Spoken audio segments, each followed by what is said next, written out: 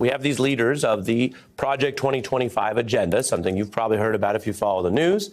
And Trump famously, repeatedly asserted, claimed, even at times insisted he didn't back Project 2025, that it was something over there with other people. Well, some of them are now preparing to enter his administration in key roles.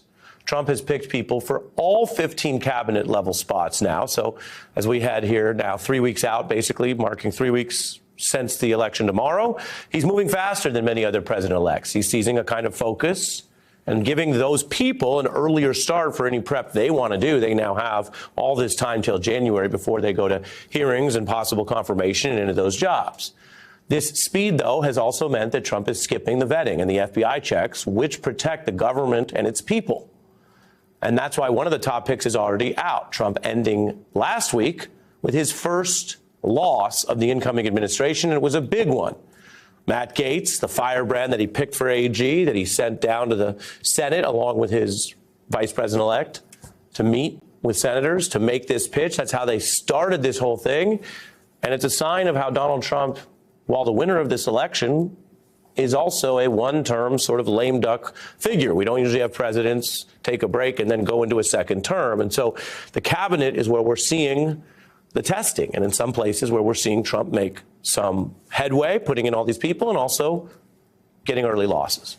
As for the Project 2025 news, Trump has now chosen at least 7 of its authors for various posts. Now, some of these are the kind of posts that fill out any large administration and may not be super important, or we can't say yet what type of larger impact those people will have. Others, including Deputy Chief of Staff Stephen Miller, are clearly in the driver's seat in the White House.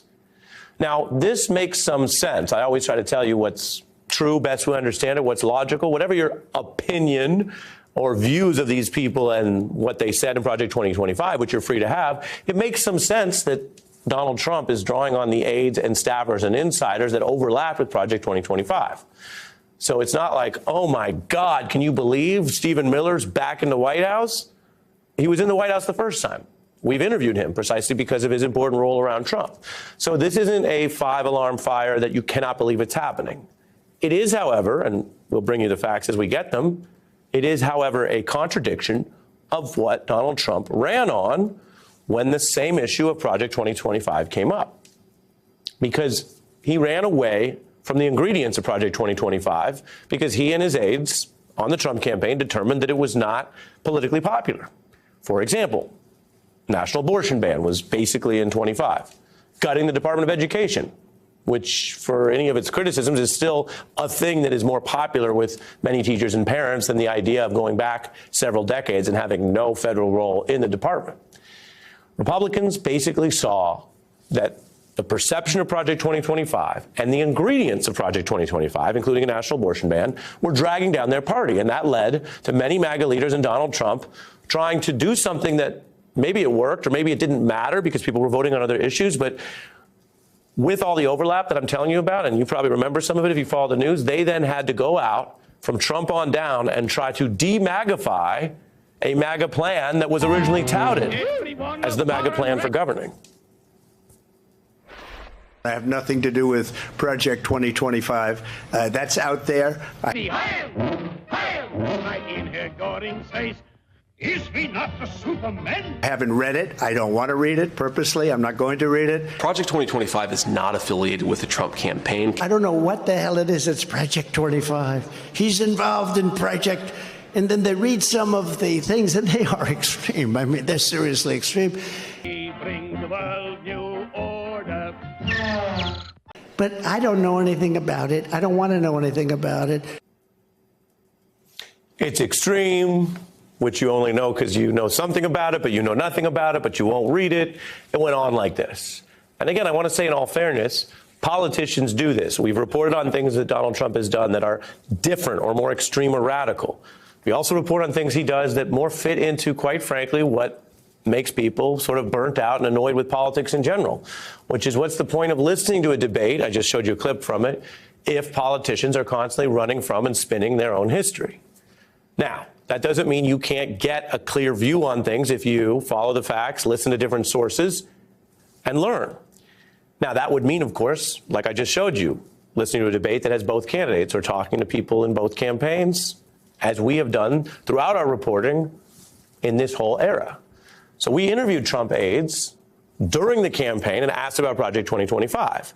We used our platform, our journalistic power, if you want to call it that, to try to get answers, to try to have a back and forth and to learn the overlap of Donald Trump's aides and advisors and veterans writing up 2025 and saying this was the MAGA plan, and then the political reality that it was a drag on Trump and other Republicans. So when I asked several different top Trump aides about it on this program, remember, they all denied the links. That Project 2025 has absolutely nothing to do with the past, present, or future. President Trump. The president, his campaign have made it very clear that no one speaks for their policies except for him or their campaign. It's very simple. President Trump has said he has nothing to do with Project 2025.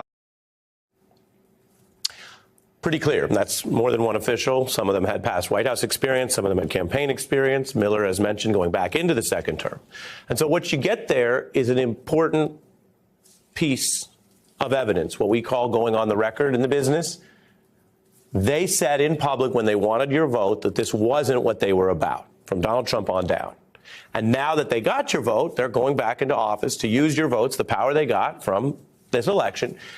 And they're not just picking one or two, they're picking several prominent Project 2025 authors and contributors, including the co-author of the whole thing, Russell Vought, who Trump is tapping to be a White House budget officer. The budget kind of intersects with just about everything. And he's a Trump loyalist. He has talked about trying to sort of kneecap or destroy various different federal agencies. And the Center for Climate Reporting did something. Here it is. 80% of my time is working on the plans of what's necessary to take control of these bureaucracies, whether it's destroying their agency's notion of independence. They're independent from the president. The whole notion of an independent agency should be thrown out, particularly with the Department of Justice. The president has, the ability both along the border and elsewhere to maintain law and order with the military. This is about power.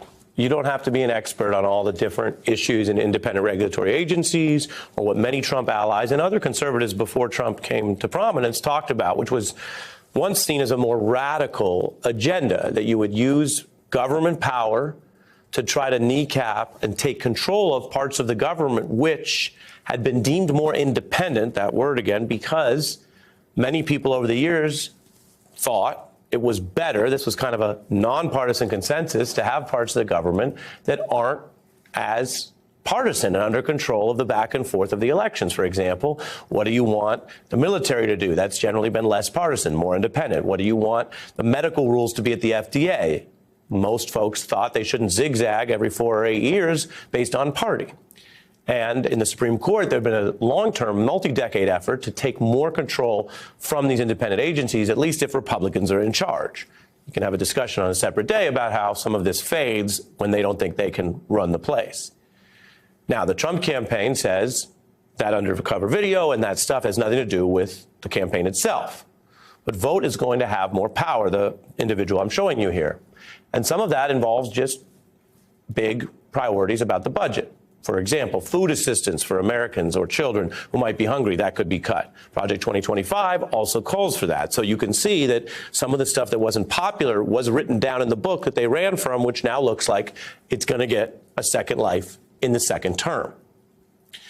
As for restructuring the DOJ, well, again, I just showed you they ended last week having to skip out on the nominee they originally wanted, but empowering the president to have more direct control over prosecution goes back to what has been a disfavored Nixon-era thing.